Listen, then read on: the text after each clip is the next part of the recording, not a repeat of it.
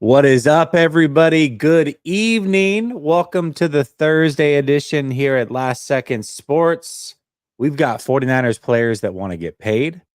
We got a guy who almost signed with the 49ers who said he didn't choose them because, well, we'll get into that.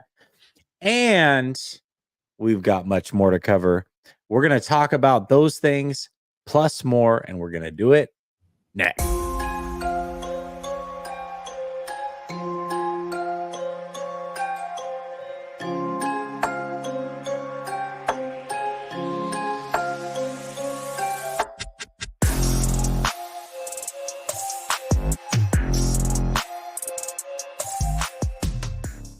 All right. Welcome back to Last Second Sports, where we are giving you our take down to the last second. It's Thursday night, as I said, which means I got my guy Marco Martinez in the building. What's up, Marco? How you doing? What up, bro? I love how you always introduce me, like my name, a different style every time. Last time you did it like you were announcing for the UFC.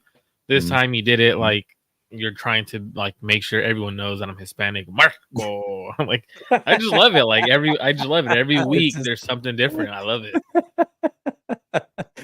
Yeah, I like to spice it up a little bit. I gotta try out some different things. Once I eventually land on one that I like, then I'll figure it out and maybe be steady, but probably not. It'll be different every single week.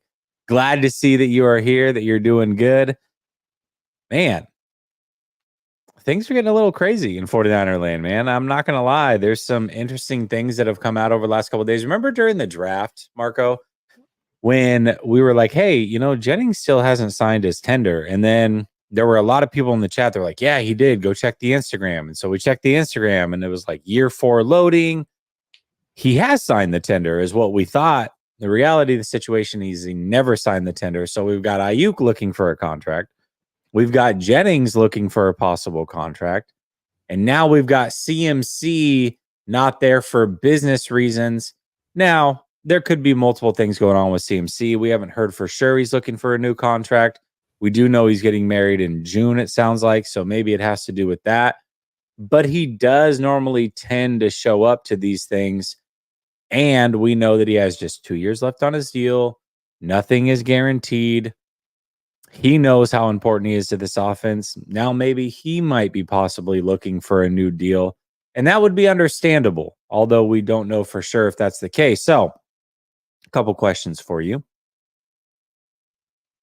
Do you think the 49ers should pay all 3 of these gentlemen and give them extra years if that is, in fact, what they're looking to do?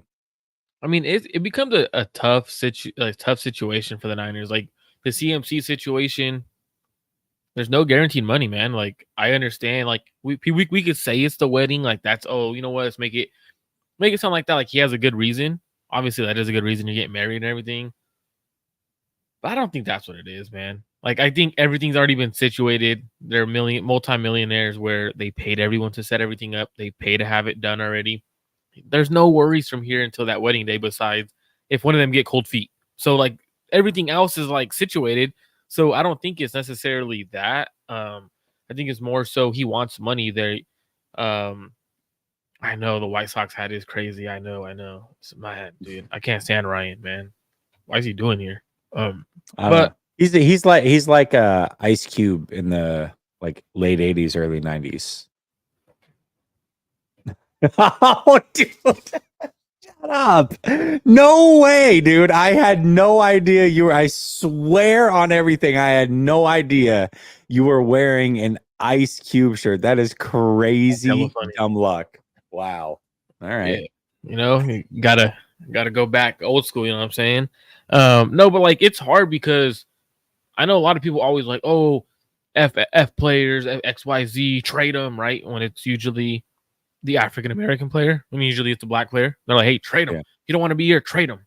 Ain't no one gonna say that when it's Christian McCaffrey, right? Of course not. Truthfully, they're not gonna say that. I wonder why, right? I personally don't think you should trade him. I don't think you should trade Brandon Aiyuk.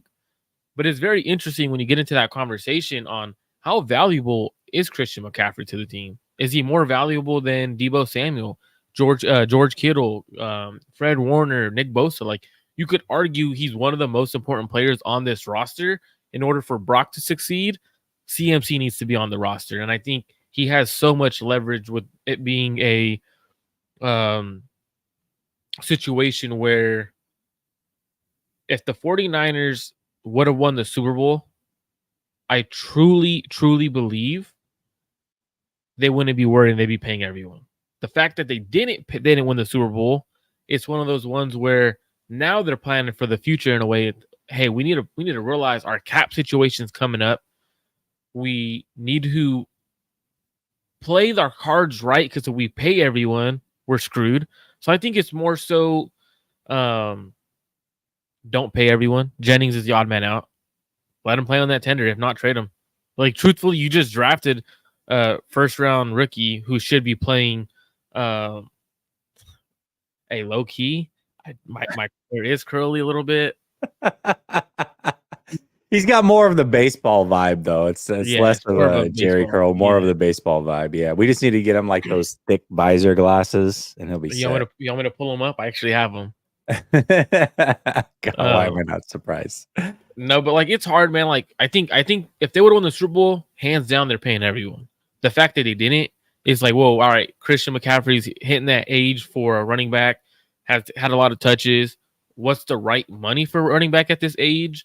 So I think it's very hard to pay everyone. I mean, essentially, the main guys I'm paying is Christian McCaffrey and Aiyuk. Let Debo walk next year. You cut him or trade him, whatever you got to do. George Kittle, potentially the same thing. Like, those are the guys those should be the odd man out if we're looking for how the Niners are orchestrating their offense. Let's start with CMC and we'll work our way back. So CMC, like I said, 2 years left, nothing fully guaranteed. Essentially, the 49ers can, move on from him. But we don't know if this is for sure why he's not there. Presumably it does make sense, but let's just go the route. Let's say that he does want some more guarantees or he wants to get extended. What I would be willing to do if I were the 49ers is I don't want to add years on the back end of his deal. Hell, I don't even want to guarantee next year because I want the flexibility. But what the 49ers could do is, remember a few years ago, they reworked that deal with Mostert. Mostert was unhappy. They gave him like $6 million fully guaranteed that year. Now he only played the one game, but they made it like a 1-year deal and said, hey, we'll revisit this every single year until we don't see it working out. Unfortunately for him, that was the very next year and he went to Miami. What I would do is I would rework the deal for this year, give him more money up front, and then allow next year to stay as it is, and then figure it out year to year from that standpoint. Because you're right, Christian McCaffrey is 28 years old. A lot of times that's when you see the decline of running backs, especially a guy coming off of nearly 800 touches over the last 2 years. So for me, I don't want to lock in long term, and I want that flexibility. There is one thing that we can say is we don't know what Brock Purdy looks like without CMC. But they're eventually going to have to figure that out, and that time is coming sooner than later. So if you're going to put all your eggs in the Brock Purdy basket, you cannot continue to just pay everybody moving forward. Now, I think we all agree that Aiyuk is eventually going to get a deal, although that one might get a little bit messy depending on what he's asking for. If he's asking for closer to 30 and the 49ers think he's worth closer to 25, I mean, that's pretty far apart. I could see that one maybe extending into training camp. We'll see how that goes. And then Jauaun Jennings is the interesting one to me, Marco, because we spent a lot of time talking about Debo. We talked about Aiyuk. And I remember talking during the draft, and the point that I was making was, what about Jennings? And at that point, I was talking about how he hadn't signed his tender. And then some people in the chat tried to correct us, and we went with it. We're like, yeah, I guess maybe he has based off the Instagram. But I always looked at Jauaun Jennings as the guy that could be the odd man out this year. And if you do that, you would do it more towards training camp. You trade him for a future pick, get some of the assets back, especially if you ended up drafting a wide receiver. Well, the 49ers didn't draft just one wide receiver. They drafted 2 wide receivers, which to me, if a Danny Gray steps up or one of these other guys steps up on top of the rookies that you're certainly going to keep and not risk to the practice squad, then you have to imagine that Jennings all of a sudden becomes expendable. get something for him before he just walks freely next year. That's what I would look to do potentially. So if I'm looking at any of them, I would say I would give CMC more guaranteed money this year, but not extend that past this year. Obviously, I'm trying to work out a long-term deal with Aiyuk, and then Jennings would be kind of my odd man out that I'd be willing to trade for like a fifth round pick just so I can recoup something for him before he walks next year. And it's interesting because when we do talk about Jauaun Jennings, he has a right to want more money than what he's tendered for, right? For sure. Yeah. He was arguably the MVP of the Super Bowl. If the Niners win the Super Bowl, he wins MVP. Yeah. And that's because he was actually given an opportunity in the Super Bowl. Like he hasn't really been given an opportunity in the past game or as a 49ers receiver to be that dude. So for me, like he has that right. Also, it sucks for him, man, because his rookie year he was cut, wasn't claimed by any other team. So it made him a restricted free agent because they ended up signing him to a 3-year deal. Didn't get that fourth year of accrued season. Ends up having to be a restricted free agent where they tendered him, where he could have been an unrestricted free agent, could have gotten a reasonable contract after the Super Bowl. So he's kind of screwed in a situation. So I do feel bad for him, but I think he's the odd man out. You just drafted a first round receiver. That tells me you're okay with letting Jennings walk or trading him for whatever you can get for him. And I think you could probably get a fourth or fifth rounder for him because he's a really good receiver. He blocks, he does things the right way. So they probably should trade him at the end of it. I think it's the contract that's going to get really, really messy is that Aiyuk contract. And I think potentially the CMC one as well. What teams truly want to pay older running backs? Like we've learned in the past, no teams are really doing it. So if the Niners do want to get greedy, right? In terms of when I say greedy, I'm always pro player. So he just won offensive player of the year. He has leverage. He should have won MVP if we're being honest. So he has all the leverage on his side. Okay, don't play without me. Let's look at your running back room. You got Elijah Mitchell, who's often injured. You got Jordan Mason. You just drafted a running back. Is that why they drafted Isaac Guerrero? Do they think he could replace CMC? Like, if I'm CMC, I'm willing to sit out all the way up until camp until I have a contract with guaranteed money. The biggest thing is I know a lot of people are always like, oh, he has a contract. He needs to play. Guaranteed money is the biggest thing. The Niners can do Christian McCaffrey wrong if they truly wanted. If Christian McCaffrey gets injured this year during camp, they could easily cut him after this year with no guaranteed money. And that's where it comes into play on why NFL players want guaranteed contracts.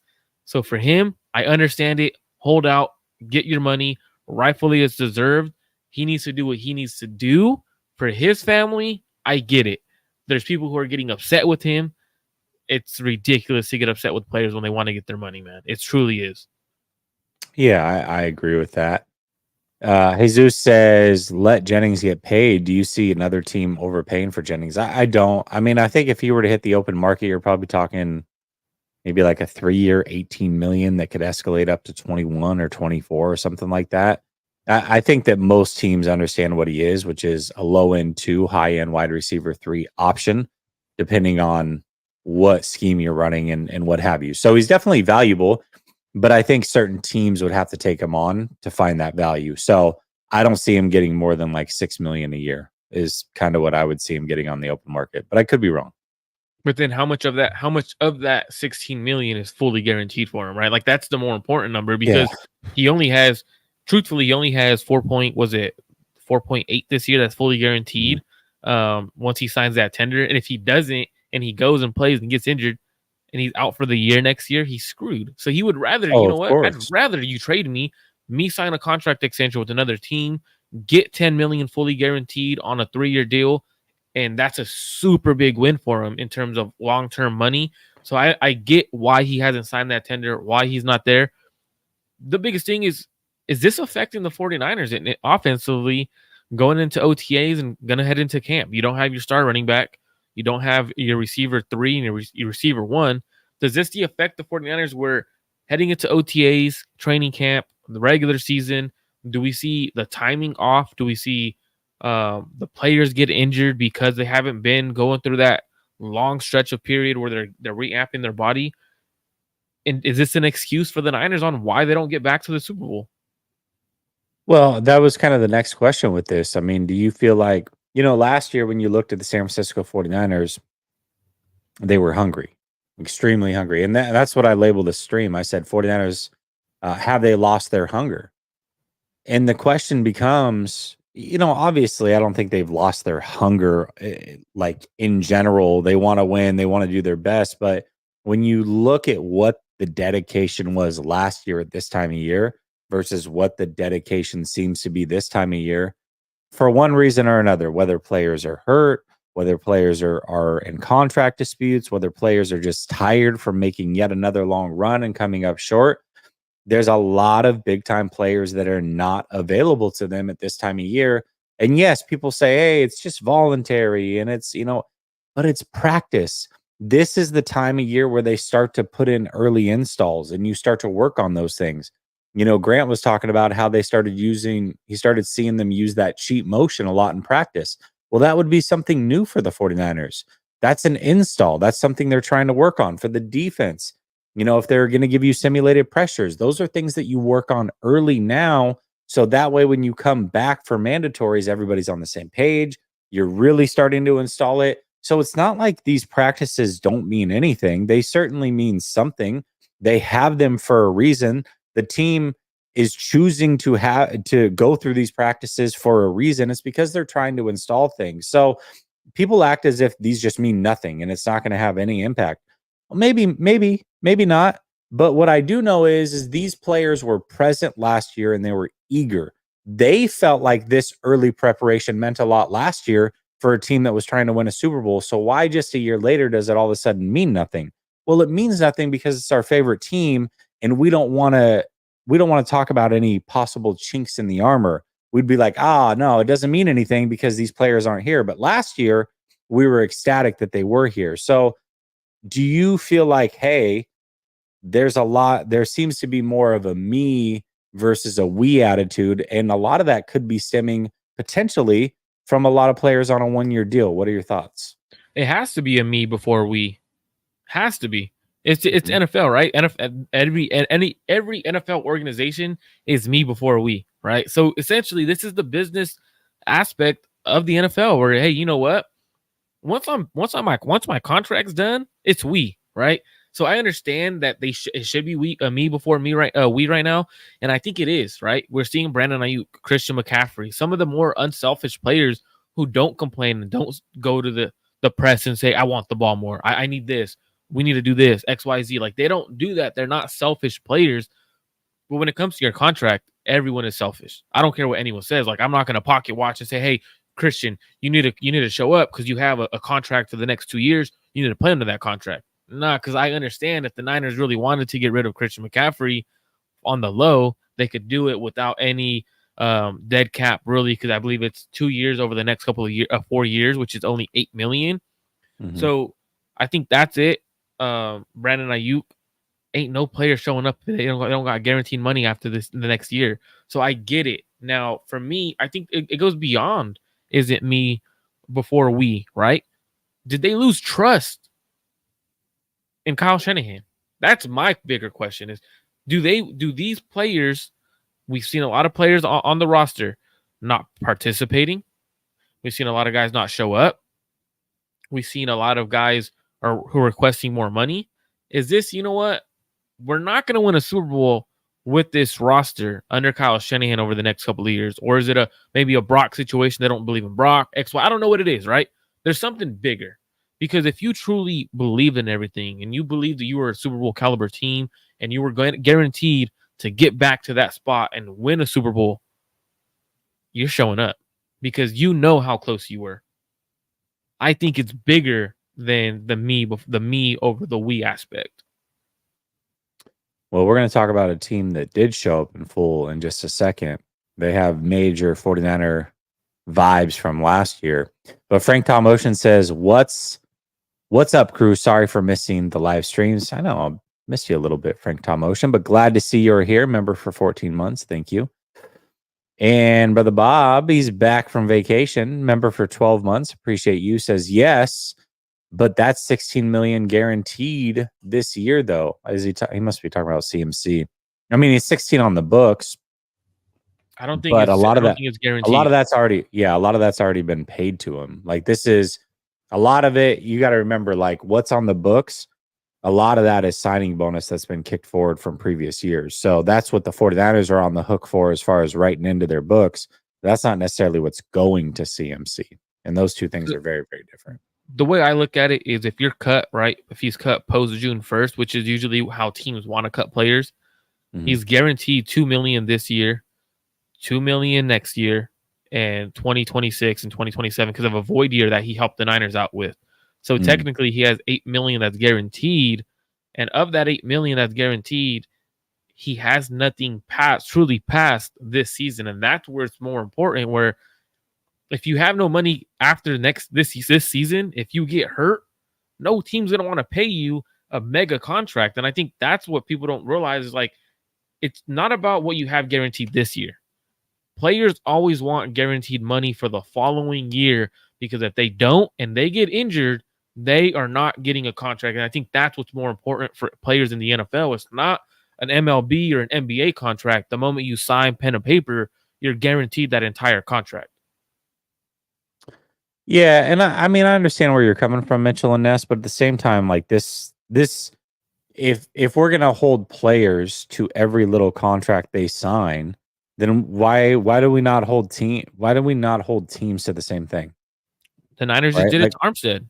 yeah, teams have outs. Yeah, exactly. The Niners literally just did it to Armstead. Now it worked out for Armstead because he went somewhere else and got paid, but this happens every year. Teams do this every single year. So players have got to look out for themselves. They're basically subcontractors. Teams look out for themselves, and I understand both sides of it. But I mean, if we're going to use, hey, a player signed the deal, they know what it is, honor your deal. Well, teams don't honor the deal. So why are players like beholden to honor these crazy deals? I don't know.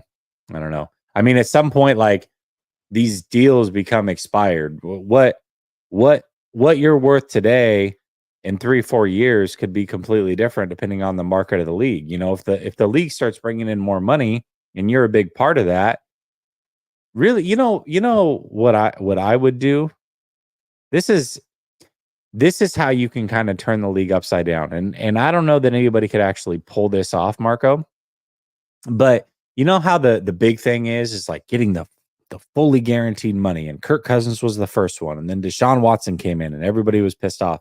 You know what the next power move is from a big time player, especially a big time quarterback? Ask for a percentage of whatever the value is for that season. So instead of signing a contract that says, hey, I want 50 million average annual value, and knowing that in 3 years that team's getting a bargain, you say, hey, I want 15% of the salary cap. So if that money goes up by 50 million, I know that I'm making X amount. I'm making a percentage based off the salary cap. So regardless of what it goes up, my money escalates with that. And that's what I'm getting. And then what that allows you to do as a team is it allows you to know exactly what that percentage is. And you can allocate 85% to the rest of the team. But I want a percentage of whatever the salary cap is. Now, maybe I'm betting and maybe we have a COVID year and it goes down or whatever. And I've screwed myself. But if it goes up, I want a percentage. That's the next power move from a player.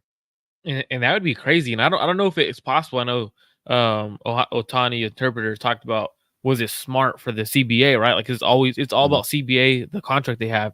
I don't know if it's possible with the CBA contract that they just re-signed because they now can't, like, so if you, for example, if BA sits out on his 5th-year option, where he's holding in or whatever, he can't hold out anymore. He has to hold in, because if they fine him, they can't take those fines back. XY, like a lot of things they did. I thought redoing the CBA during the COVID year was stupid by the NFLPA because you're doing it in a year where everything is flipped upside down and the NFL was going to win that negotiation no matter what.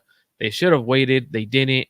It's just interesting, man. I definitely think the way contracts are, I think they just need to go to guaranteed contracts. Like you make decisions, and now instead of giving these players a 4-year, $18 million contract, you're going to see a 2-year, $12 million contract, fully guaranteed. The players would probably rather have that than a 4-year, $18 million contract where only 10 of it's guaranteed. Like, so essentially, like they got to do something about it, because the teams are winning when it comes to contracts, man, no matter what.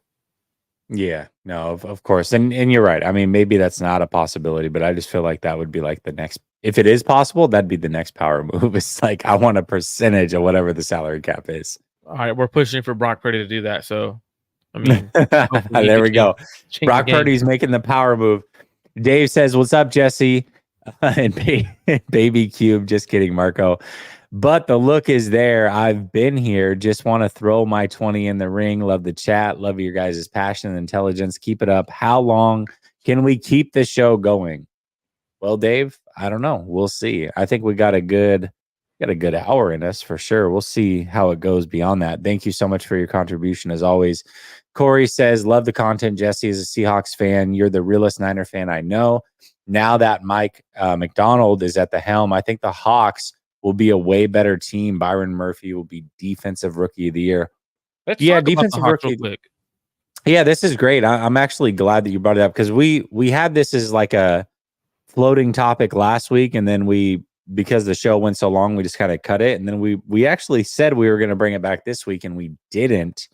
But we can now. This makes a lot of sense to talk about it. So let's talk a little bit about the Seattle Seahawks. What do you think about what he's saying here? Do you feel like the 49ers or the Seahawks, rather, are going to be more competitive because Mike McDonald is at the helm? Yeah, I think when you look at them, right, the biggest thing that I look at is not only did they get a really good defense coordinator who knows how to game plan against the 49ers offense, right? He had a really good game plan with the Ravens. And I think a lot of teams kind of emulated that game plan, especially in the playoffs.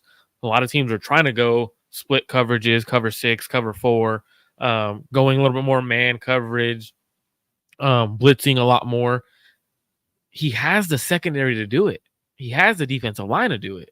Now, for me, their offense. It's more so their offense. I think their defense could compete with the Niners offensively, game plan wise and player wise. I think they have a good defense. Now, offensively, Ryan Grubb was a huge hire for Geno Smith because Ryan Grubb makes things easy on every quarterback he's been with at the college level. So now that he has a bunch of receivers, DK Metcalf, Tyler Lockett, Smith Najigba, he's gonna open things up. They have 2 good running backs. So it's gonna be very interesting to see how the Rams compete. It sucks that the Niners play the Rams early in the season because let's say McDonald has a similar game plan, right, that he had with the Ravens. If they come out and they do stuff and it makes the 49ers offense struggle, he may be giving the NFL a recipe to slow down Brock Purdy and the Kyle Shanahan's offense with Brock Purdy. So it is a concern. They are a threat because he had a great game plan. They have a better roster than people think. I think the only thing that's holding them back, I think, is Geno Smith against the Niners. But with Ryan Grubb at the helm as offensive coordinator, he's a much better offensive coordinator than they've had in the past. They should be better offensively. They're going to run the ball. They're going to have more open window throws. It's going to be a very, very interesting matchup. I believe we play week 5 or 6. Very interesting matchup for the Niners and Seattle Seahawks. Yeah, I'll say this. A lot of people give me crap because I did think that Seattle had the perfect team to kind of match up with the 49ers defensively last year. And I was wrong about that, but not because of what you would think. I don't think I was wrong because the roster wasn't in place. I think I was wrong because the coaching staff just wasn't as good as what I had thought. I was shocked to see, and I do the behind enemy lines every week. The Seattle Seahawks creator, he and I have been working together for a couple of years, and he noticed the same exact things that I did, just how vanilla their both offense and defense were. It's like on offense, they wouldn't run any motion. It's like they would just line up and go. On defense, they would show you exactly what they were going to be in pre-snap, and they wouldn't roll coverage post-snap. It was like the most basic 1960s defense and offense that you can have. Teams knew exactly what they were getting. So it's like, I don't care how talented the roster is or isn't. You're at a major disadvantage when teams know exactly what you're doing. Where you look at a team like Minnesota, for example, from a talent aspect on defense, they had a fraction of the talent that the Seahawks had. However, they gave the 49ers fits because they disguised their defensive coverages. Brian Flores over there drawing up plays like a wizard. And even though the talent was far less, they were able to give the 49ers problems because they were confusing the 49ers and Brock Purdy a little bit. And so that's exactly what McDonald brings. They have the talent over there on defense, and they went more defense this draft. They drafted 2 more corners. They brought in Rayshon Jenkins. They drafted arguably the best defensive player in the whole draft. So, yeah, I do think that Seattle, from a roster standpoint, last year had the team that could make things interesting with the 49ers just in the head-to-head matchup. I'm not necessarily saying for the division, but head-to-head matchup, I thought they had the perfect secondary to really kind of give the 49ers problems. What I didn't account for was how poor the coaching staff is. That's not going to be the case this year. And I think that McDonald knows exactly what he's doing. I think that he certainly could draw some things up to confuse the 49ers and really make this interesting. So I don't look at Seattle as like some major pushover. Also, you look at Seattle and some of the injuries they had last year. They were missing both their tackles for a big portion of that season. Both those tackles are very talented in their second year. Presumably, you would imagine they would be healthy this year. But what happened through some of those injuries is their offensive line is now very deep. I mean, they have 2 swing tackles that are waiting there that are pretty talented guys, and Fant and Forsyth. So they have some guys there now. The interior of the offensive line, they've kind of rebuilt on the fly. They got arguably the best guard in this whole draft. He's going to start at right guard right away. So they're building through the trenches. I find what Seattle's doing very intriguing, very interesting. And the NFC West is coming. And you know what my big concern is right now, Marco, is looking at the 49ers the last couple of years. They really have neglected to build through the draft or build the trenches through the draft the last 2 years. And I think that they're going to see that kind of crumble and hit them in the face in another year or two when you're watching the rest of the NFC West, especially the Rams and the Seahawks. And outside of the NFC West, you can look at the Detroit Lions, for example. These teams are going heavy in the trenches. And I think in 2 or 3 years, that really might end up coming back to bite the 49ers. And instead of them being super competitive and still fighting for the division, they might have to take a year down or 2 down to kind of rebuild the trenches on the fly and do maybe something like the Steelers did this year where they go offensive line, offensive line, offensive line. Okay, we got it fixed. So I don't know. We'll see how it plays out long term, but I do think Seattle with McDonald and Grubb at the helm, they're much better coached, and I expect them to give the 49ers all they can handle this year. And maybe the 49ers win both those games, but I think Seattle's a lot tougher than what people are giving them credit for. Just go up and down that roster. There's a lot of talent on that roster. There really is. Interesting that you said that last year, because I thought the same thing. I thought the Seattle Seahawks were going to give us a good run, not necessarily for the division, but on our matchups. And I thought the Niners would win the division. But it's any roster you could give the best roster to a team. For example, do you remember when Philly loaded that stacked roster with Nnamdi Asomugha and all those dudes? That team was stacked, man, and it was coaching. It was coaching and egos, right? And I think that was the biggest thing and why Seattle wasn't successful. The ego of Pete Carroll, the ego of their offensive coordinator who hasn't been good since he's been with Seattle. So it's definitely going to be interesting to watch them compete with the Niners. I definitely think they're going to be more competitive with us because of the schematic wise and disguising things. So I think that was a great question. So shout out to him, man. A great question. I know we were planning on talking about it, but we forgot about it.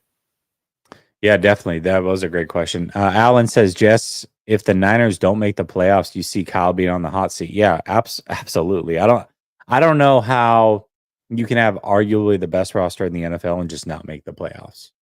Like, I don't see that happening, but yes, you would have to put him on the hot seat, I think. I disagree. Okay. How do they miss the playoffs? Does Brock Purdy go down for the year? Certain situations, I'm like, there's certain things that can cause them to miss the playoffs where it's kind of out of Kyle's control. Well, listen, if Brock Purdy goes down for the year, now all of a sudden you really don't know who your quarterback of the future is because yeah, you saw him absolutely. get hurt in an NFC Championship game, and then he goes down for a year. I mean, yeah, that could certainly be a reason why they missed the playoffs. So they couldn't go without him and rely on the Pastronaut or something like that. At that point, you'd go sign Ryan Tannehill if he's available, honestly, and try to see if you can make it work. But Or you just trade for Sam Darnold. Either way. yeah, Sam Darnold. But yeah, I mean, if that were to happen, certainly maybe you can't put that on Kyle, but now your future's in even more flux because you really don't know who the quarterback of the future is. Yeah, That'd so be like that's the for worst me. case scenario. So for me, that's the only thing. Like I wouldn't. It has to be how do they miss the playoffs, right? For me, like, are they fully healthy and they just missed the playoffs by getting outplayed and stuff like that? So that just for me, that would be my answer. But if they miss the playoffs, everyone's healthy, he probably gets fired. Like if we're being honest, he probably should get fired. Yeah. Yeah. It depends on what you're looking up. I think over the cap is a little bit easier to navigate, but I like what is it, Spotrack or Spot Rack, however you want to say it. I like that one for historical data. So it depends on what you're kind of looking up. But we talked a little bit about the 49ers and is the hunger still there? And we talked about last year and how everybody showed up to these OTAs that are not mandatory. Well, you've got the Packers doing something similar to what the 49ers did last year. You had a player come out for them and say that they feel like they let the 49ers off the hook and that they are trying to win a Super Bowl. And that's why everybody's showing up and they're hungry. I think a lot of people got really hung up on what he said and not the premise of what the team is trying to do. Everybody's like, "Oh, what do you mean you let him off the hook?" I mean, did you let us off the hook when Love threw the pick when he didn't have to throw the pick, or when you dropped the intercept? Like whatever. Everybody got caught up in what he said, and it's like, no, no, no. Who cares what he said? What is it that they're using for motivation? The point is that they've got everybody there, and they're taking an approach that is very similar to what the 49ers took last year, and it worked out very well for the San Francisco 49ers. Certainly, you would have loved to have won a Super Bowl, but they made it to a Super Bowl. All that hard work they put in during this time last year led them to getting to a Super Bowl. We'll see what it does for the Packers, but to hear that team say, hey, we feel like we can win, that's why everybody's here day one. They clearly look at OTAs much like the 49ers did last year and realize, hey, maybe these things are important, even if they're not mandatory. We want everybody to be there and be on the same page. This is a team that's hungry. What do you think about, first of all, what was said, whether you agree with it or not, but the overall display that the Green Bay Packers are showing by using the San Francisco 49ers loss as major motivation? I love what he said. Like as a player perspective, I love what he said. You did let the Niners off the hook. You were up 7, 21-14. You missed a field goal, which would have been 24 17. So it's a lot of things played factor, right? Like, so it's not just like couple the dropped Niners, picks. yeah, dropped interceptions, and that's a defensive player talking about it, right? He knows his defense let the Niners off the hook by dropping those interceptions, not doing enough for their offense, who was playing against one of the best defenses in the league with a young roster. So I love the mentality from a young player like that, where he's like, you know what? I'm going to take that leadership role. I've been here a couple of years. I'm going to be that leader. Everyone And needs he's to an show up. all-pro, two-time all-pro. So I like the mentality, because when the Niners did it that one year, was it last year? Everyone was excited, right? CMC was there. Everyone was there showing up, and they had a goal and they had a purpose for being there at the OTAs. They were setting a mentality, setting the tone for their season. So I get what the Packers are saying in terms of everyone needs to show up. We need to get our minds right. They honestly, Jesse, they let the Niners off the hook. And I get what he's saying. Because if you and it wasn't just 2 interceptions. It wasn't just 2. It was 2 drop pick sixes. That's what it was. It wasn't just interceptions. And so when you look at it, they could have put the Niners away early with those drop pick sixes. They missed a field goal. Their defense, and I think this is his mentality as well. The defense gave up a touchdown late in the game on a long 12-play drive. And I felt like that's kind of something he's saying. Like, we let them off the hook. We could have ended their season by getting a stop there. Truthfully, I don't mind him saying that. And the Niners, because check this out, Jesse. Don't the Niners talk all this smack too? Don't the Niners always tell every other team on social media what happened with the Niners when the Niners played the Philly, right?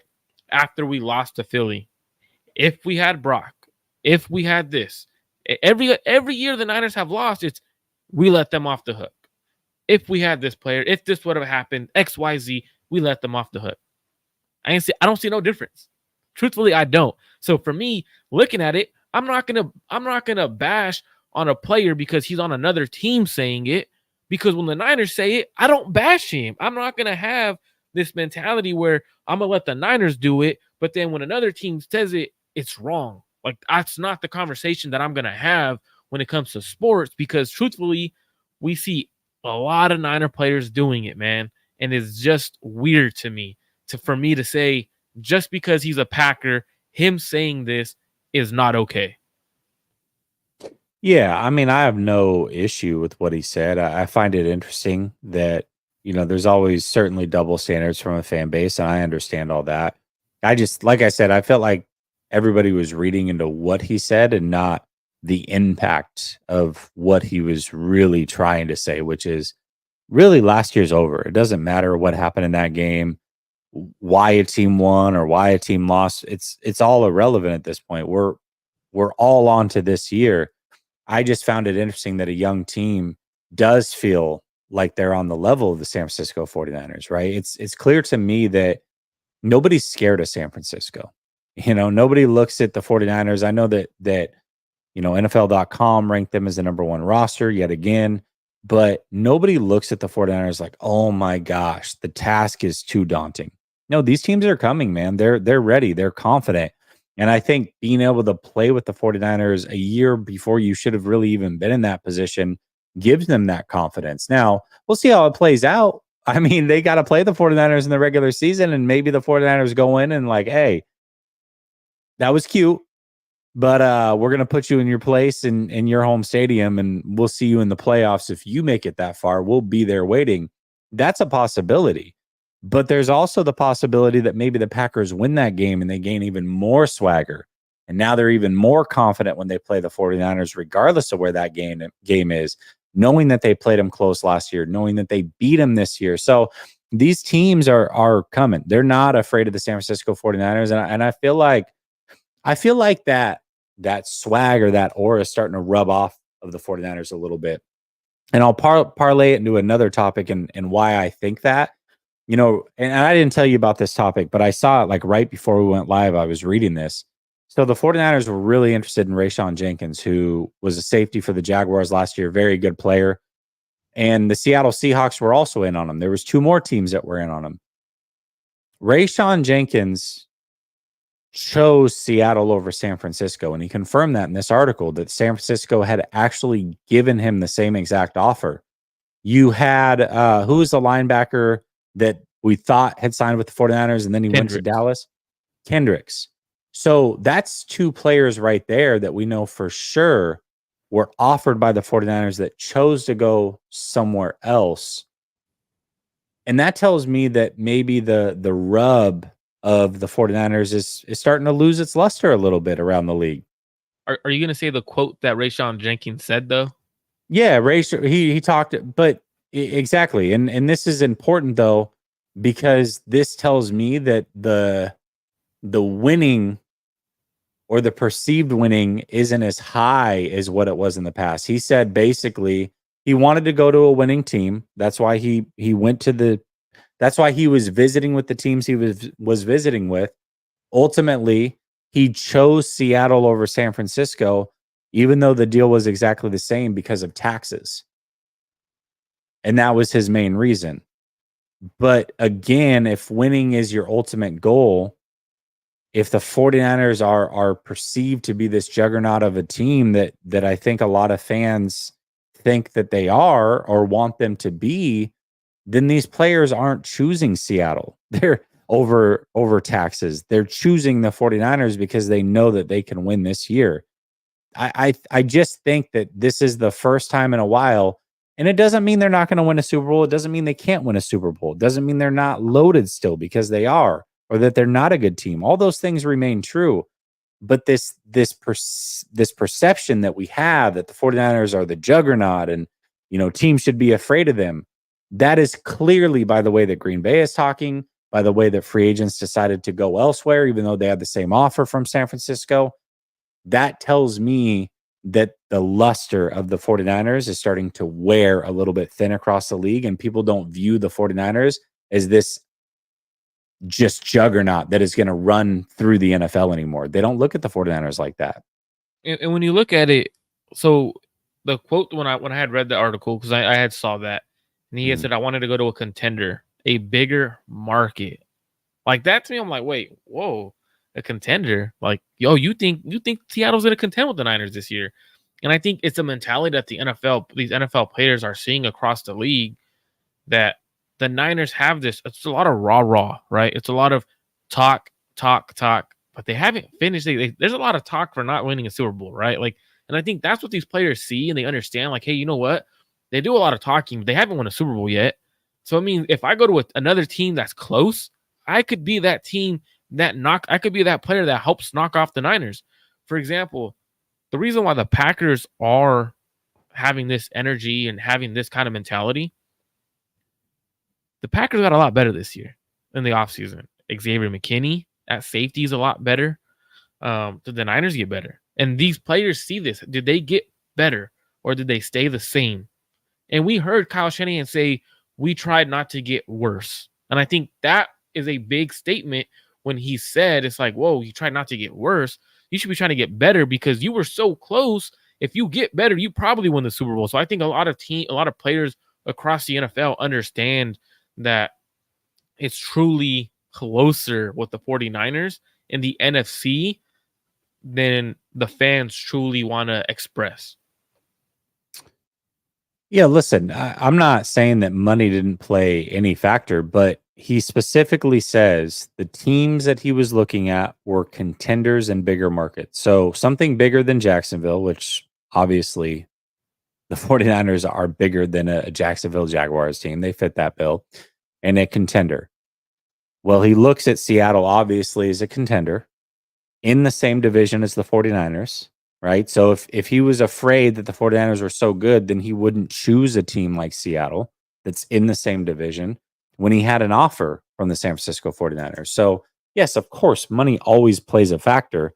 But players that truly want to win and talk that way and say, hey, contender is what I'm looking for. The money has to add up, but I am looking for a contender.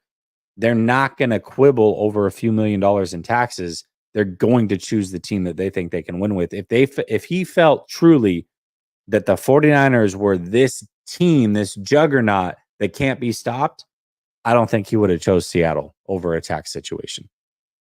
That's all I'm saying, based off of what he said and wanting to play for a contender. I'm just taking him at his word.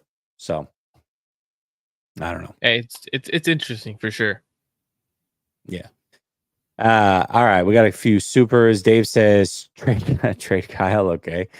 Brother Bob says, Dave, trade Kyle Levy for a Super Bowl trophy. I'm definitely down. Yeah, I mean, if you could guarantee a Super Bowl, that would be great. And Dave says, yeah, Brother Bob, it's is that possible at all? Oh man. Dave says, Marco, right again. Niners aren't as into it now. And then he says, if players choose other teams, doesn't that ultimately mean they don't trust and respect Kyle? Niners are not going to the Super Bowl this year unless something severe happens, and I'm a diehard Niner fan. Yeah, it's going to be tough, man. The league has just gotten better. It has. And then Dazza says, I think as fans, we are underestimating the psychological effect that losing a Super Bowl in that way will have on our players. Yeah, where I think it would show up, Dazza, and we're not going to truly know, and maybe we don't find out because they just hit a hot streak and they don't lose early on. But if they have that 2-2 start or that 3-2 start, or heaven forbid, one like they had a few years ago where it's 3-5 or 4-5, I'm curious to see what happens to the team in those situations. And we may not find out. They might just come out and steamroll everybody, and that would be awesome.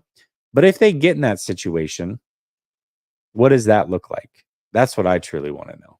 So Can you do me a favor real quick, Jesse? Can you pull up I hope I say his name right, DeAndre Berry's comment regarding Jordan Love's contract and him not playing this year? Because so he says it's a little ways up, but so DeAndre Berry says Jordan Love just said today he's thinking about sitting 2024 season out because the Packers won't give him more money. Nobody got shit altogether. I'm tired of hearing BS. Nobody got it locked. Actually, Jordan Love said he's not going to talk about his contract stuff. He's there at OTAs. He said that's not his worry. So the fact that he's there at OTAs says a different story, because that means contract talks are happening the right way. So he's going to play. I don't know where you're getting. He's going to sit out. They're going to end up paying him. He's at OTAs. Now, if he wasn't at OTAs, that'd be a very, very bigger conversation to have with the Packers. But since he's there, I don't know why that's a conversation. And even the article that I read, it's overblown because he's there at OTAs. And he even said, I don't want to talk about it. I'm here at OTAs. I'm doing what I'm supposed to do. Everything else is going to handle itself. So, yeah, here's the exact quote. I mean, dang, you guys are like, weren't you the same dude that was in here like, Grant's tripping, y'all on some clickbait stuff? And then you're like, talking about clickbait. Literally, this was the quote. I don't really know what's going on, but we'll see. I'm not really going to get into much contract stuff. We'll see. I don't know yet. We'll see. That was it. That wasn't, I'm not going to play. I'm not going to show up. They better pay me. I'm not going to be showing up to Bro, he's there on the team mission to show up. Nobody's saying they got it on lock. I'm definitely not saying that. In fact, I said the contrary. I said they got to see the 49ers. We'll see how it goes. It may not mean anything, but what they are finding is they're finding a commonality and saying, hey, we want all of our big time players there for these voluntary training camps and practices because we're trying to chase something special. And that includes the leader, Jordan Love, who is seeking a new contract, to where you look at Miami and their quarterback who's seeking a contract. He's not there, right? Because he's trying to get paid too. So there's different ways that you can handle this. Jordan Love certainly knows that he's in line for a big payday. I'm sure that they're going to try to work on that, but he's also showing up to non-mandatory. So that in itself says the exact opposite of what you're saying, where he said he was going to sit out. So if you want to find that quote and you want to share that with me and prove it wrong, that's fine. But quick Google search, I've pulled up 3 articles and not one of them says anything close to that. So he actually talked about, and it's interesting because he talked about being a leader from the article I read, at least, talked about being a leader and what it means to actually be there and have everyone else there to build the chemistry and to be that team that they want to be starting at OTA. So I don't know where you got that from, but I just wanted to bring that up because that just, for me, that is a false statement, because from what I read and everything that Jordan Love is saying, that's throwing words in his mouth. And I wouldn't want that to happen with a guy like BA or something like that, where words are being put in their mouths and stuff like that, like the trade rumors. He never requested a trade. So like, I like to clear stuff up because I don't want players to be looking like they're the bad guy. And he says, do people even know what OTs are? They're literally meaningless unless you're a rookie. Okay, if they're meaningless, then why did the 49ers take the same approach last year where they wanted everybody to be there and they were on a mission? Like, this is the first chance to start to install new things. This is the first chance to get to know your new teammates. This is the first chance to go with your new defensive coordinator and figure out your new scheme and things that you're going to install. This is your first chance. I'm hearing the 49ers are practicing the fake motion, or the cheat motion, as Shanahan calls it, which is something that would be new for them to install. So this is your first layer of installs. Now, it's not the end of the world. Nobody's saying you're not going to win a Super Bowl by not being there, or that if you have a team that has everybody show up, that they are going to win a Super Bowl. But if it meant nothing, then guys like Patrick Mahomes wouldn't be showing up. Teams like the 49ers last year wouldn't be talking about, hey, we're on a mission. We know this thing's not mandatory, but we all want to be there. We want to get on this early. it does mean something. It clearly doesn't mean nothing, or nobody good across the league would show up. So, or the 49ers, by the way, this is how you know it means something. The 49ers asked Bosa to please show up and kind of be a leader. Bosa confirmed that. Hey, they asked me to be here. They asked me to show up. So that's why I'm here. Normally, I'd be working out by myself in Florida. Well, the 49ers clearly realize that it means something if they're asking a big-time leader of their team to be there, knowing that other guys were going to be out. So I don't know how you can say it means nothing. I'm not saying it means the world, but it certainly means something, clearly, or they wouldn't have them. It's always different though when it's, oh, come on, I'm at that heck of confetti to pick up. So I live right next to a high school, so they're doing a graduation, and someone did those confetti poppers, and it's flying all into my yard. Oh, that's all bad. But like, it's different when it's another team though, Jesse. Like, it's the Niners, so when the Niners do it, it's important. So that's all that matters. Yeah, I mean, that's the vibe I get. Dave says players aren't all in this year like last year, and he says nothing is meaningless in football. Plans to win. Yeah, I can't see where you can say it's just meaningless, because like I said, the 49ers last year wouldn't have showed up and wouldn't have talked about how important it was to start early. So it clearly means something. Last topic, 49ers, NFL.com. They did a rankings of the most complete teams in the NFL. They had the 49ers number 1. I'll give you the top 5. They had the Eagles number 5, the Lions number 4, the Chiefs number 3, the Ravens number 2, and the 49ers number 1. I don't know if I'm necessarily surprised that the 49ers are number 1. How big of a gap do you think this is? Do you look at the 49ers as the most complete roster still? And if it is the most complete roster again, and we all agree, and the 49ers don't win a Super Bowl again, like, what the hell, man? So what do you think? First of all, do you think it's the most complete roster in the NFL still? Man, it's up there, right? Like, it's definitely like, up there. It's definitely top 5. Like, I don't think there's any debating that. I think it more so like it gets, the debate occurs when you start like looking at the depth wise, right? Like, I think that's where it becomes concerning, because the Niners don't have depth in certain situations. Linebacker, offensive line. Like, it's kind of hard to put the Niners at 1 because of their offensive line play, their linebacking situations, their linebacker 2, linebacker 3, injuries, guys that are coming back from injuries, safety. Are you going to have a rookie start at safety? How does Hufanga come back? But they have a lot of talent, right? I just don't know if, when you look at a roster, do you look just at the starters, or do you look at the entire roster, entire 53 man, right?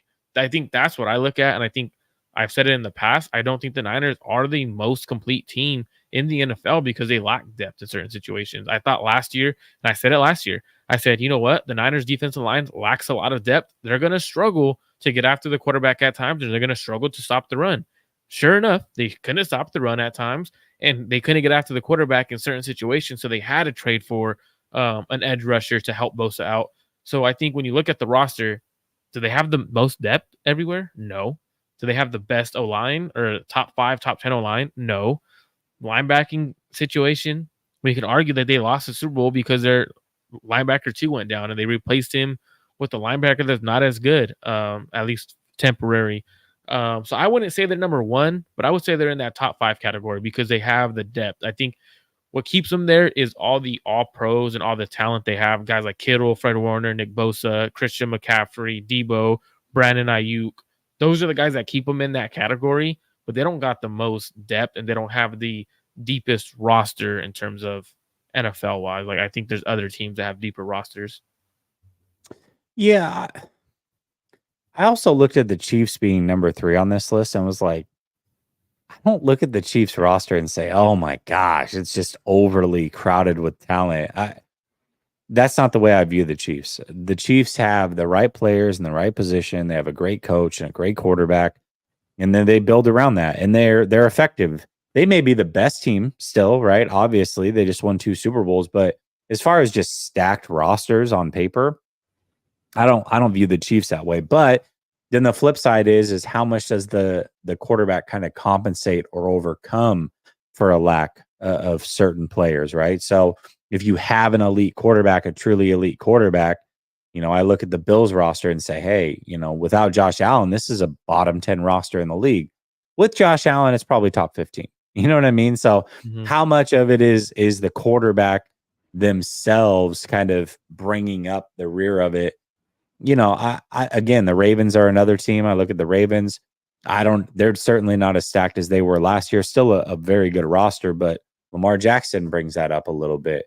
The Eagles certainly are stacked, but I don't know if I trust Jalen Hurts. A team that I don't see on here is the Texans. I think they were in the top 10. They were like number 7, but I think that roster is loaded right now, and they do have a good quarterback as well. So I don't know. I think the 49ers, if you just go player for player and you take like top tier players, and you compare that with the rest of the league, you probably get further on the 49ers roster before you just completely run out of good players.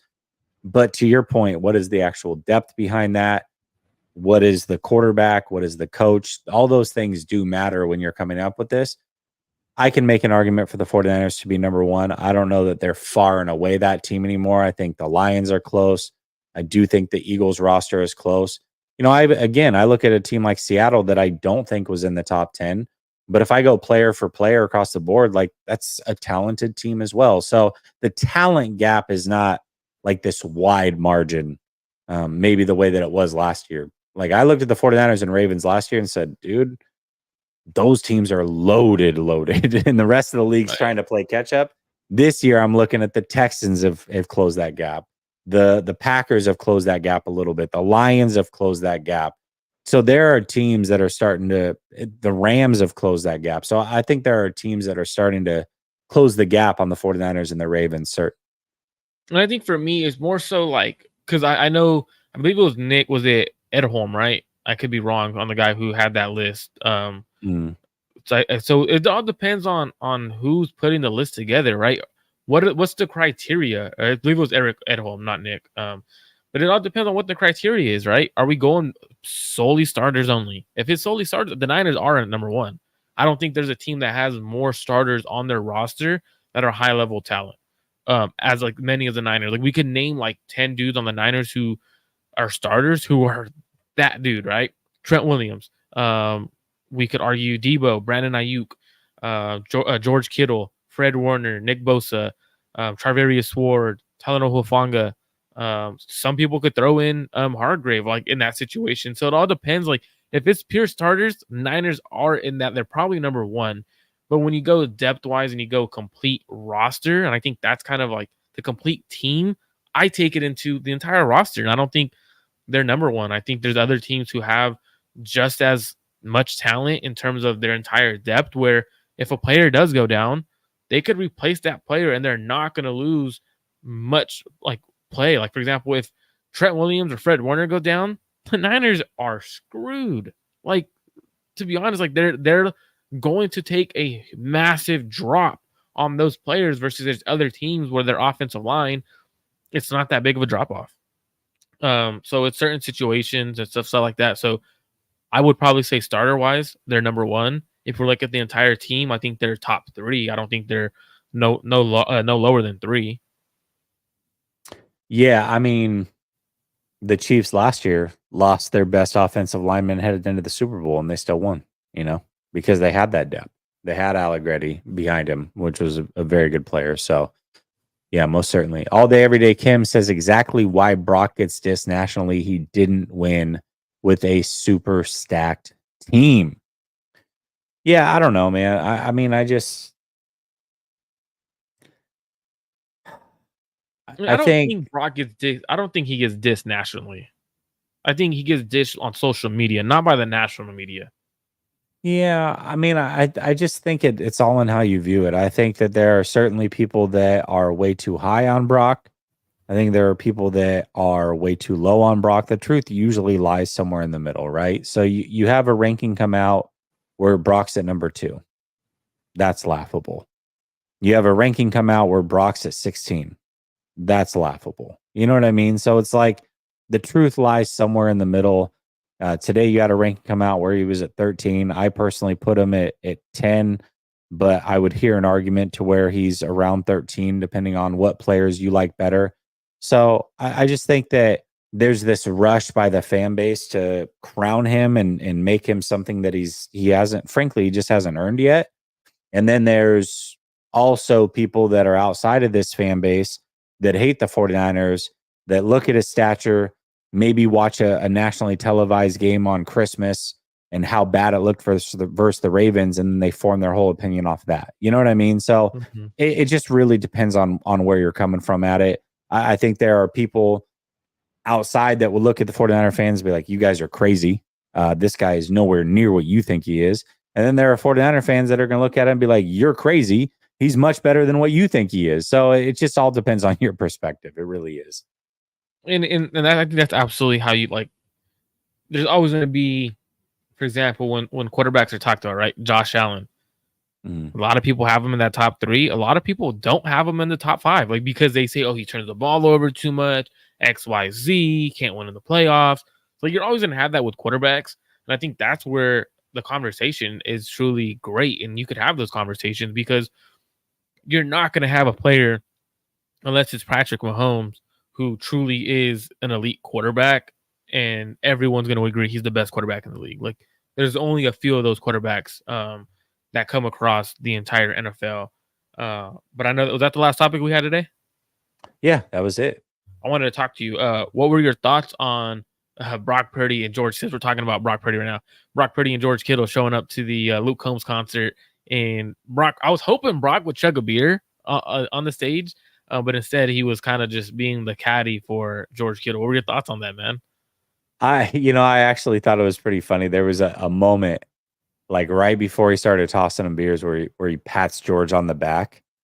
And the way that I looked at it was like Brock is so much younger, but he's like so mature at the same time. He's like, all right, bud, I'm going to unleash you. I'm going to take the muzzle off you. I'm going to let you go crazy in front of all these fans and do your wrestling bit. Have fun, little guy. Like, that's kind of the way that I took that pat. It was almost like it wasn't meant to be that, but it definitely came across as like this condescending, like, dude, all right, just be an idiot for a minute. Go ahead.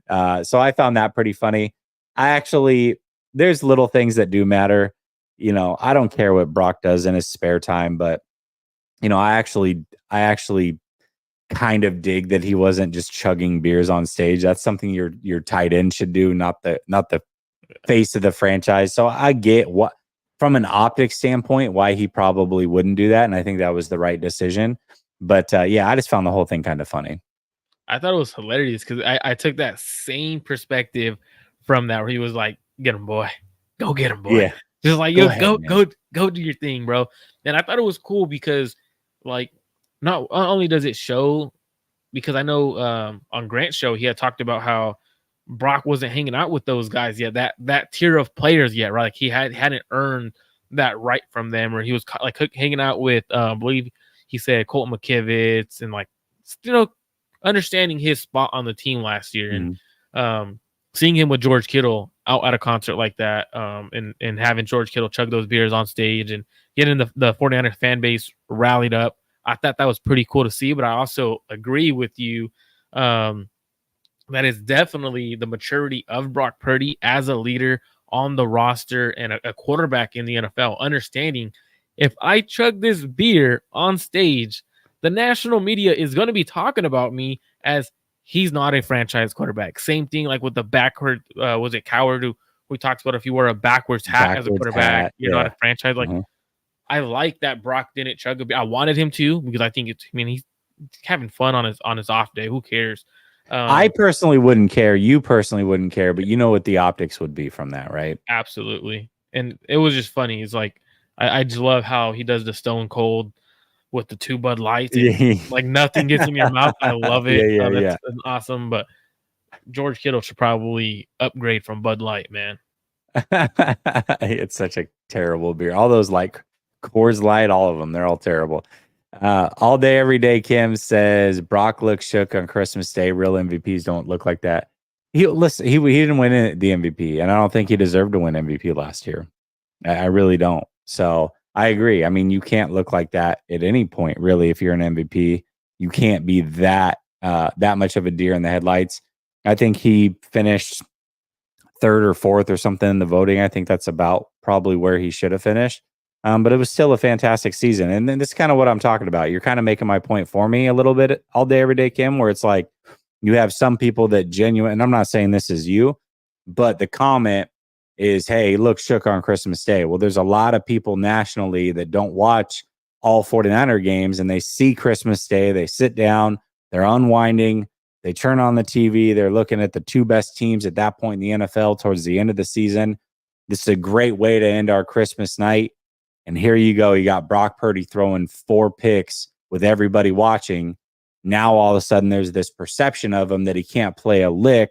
And the only reason he's doing anything with this team is because the whole Jimmy Garoppolo effect. And I think that that's unfair too, you know? So like I said, the truth lies somewhere in the middle with Brock. He's certainly not this elite quarterback that a lot of 49er fans want to crown him as, but he's not some bum either. You know what I mean? So I never asked you, how happy was your son on Christmas night after the Ravens handed it to the Niners? Like, he had to be rubbing it in at some point during that game. Like, did he get under your skin at some point? no, he was respectful. He thought the 49ers would win that game. I think he was just happy that the 49ers didn't win and that his Ravens won. But no, he was good. Even in the Super Bowl, I wasn't here for the AFC Championship because I was in Santa Clara watching the NFC Championship, and he was just so heartbroken when the Ravens lost, man. I was talking to him, at the end of every quarter and just trying to keep him it's all right, bud. They're still in the game and trying to keep him encouraged. But he was devastated, man. He was crying and everything. He was very upset that the Ravens lost, but he was a good sport. And when the Super Bowl was on, he put on a 49ers hat and cheered for the 49ers Cool. as if it was his team. You know what I mean? So Cool. I thought that was pretty cool of him. But yeah, he was just extremely happy that the 49ers, that the Ravens won that game, and he got to sleep very well that Christmas evening. So yeah, that's cool, man. So the first Super Bowl the Niners played, man, against the Chiefs. So my grandpa's a Chiefs fan. So when Montana got traded, he's a big Montana fan. He went with Montana to the Chiefs, stayed a Chiefs fan. And the first Super Bowl, he felt bad, right? He was kind of like, it is what it is. He's like, it is what it is. I wanted you guys to win, but I got my win. Well, the Niners were up during the second Super Bowl. So one of my uncles, he was kind of rubbing it in on my grandpa, okay, and then when the Chiefs started doing things, I've never seen my grandpa get animated like this. He was like, ow, I was like, bro, that to me, I was like, all right, he's under my skin. Oh man. I was like, damn it. So it was just funny because I never see him get like that. He did a little dance in front of everyone. I was like, yeah, rightfully so. I mean, my uncle started talking too soon, and sure enough, he got the last laugh. So I thought your son would have gave you a little nudge to get under your skin a little bit. But nah, he was very respectful. He was just happy that they won. He's not quite at that age yet, right? He turns 10 and coming up here in June. And so I think give it a couple more years, he definitely would probably talk a little bit of ish. But for now, he was just happy. That's right.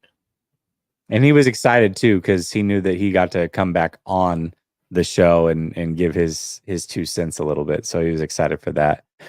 Dave says, thank you guys. Shout out to the chat. Let's have a fantastic Friday after this show. Let's go Niners. Trade Kyle. Yeah, everybody, I hope you have an awesome holiday weekend. Stay blessed. Stay safe, first and foremost, for you youngsters. Really, anybody. Don't be doing some stupid stuff like drinking and driving. Just enjoy yourself.